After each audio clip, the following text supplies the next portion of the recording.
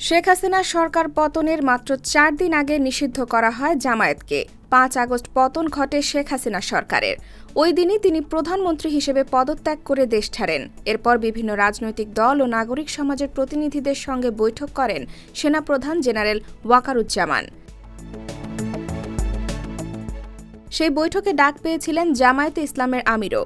নিষিদ্ধ দল হওয়ার পরও কিভাবে ওই বৈঠকে ডাক পেয়েছিলেন, এবার তা নিয়ে মুখ খুলেছেন দলটির আমির ডা Shafiqur Rahman.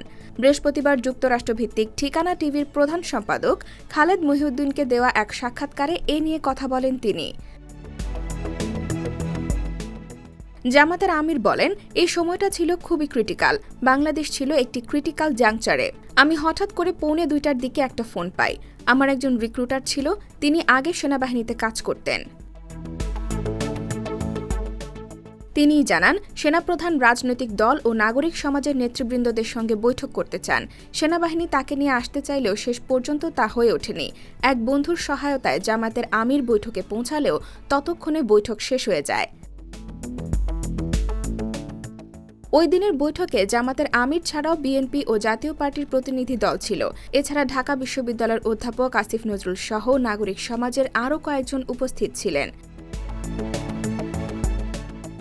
IBTV USA, new York.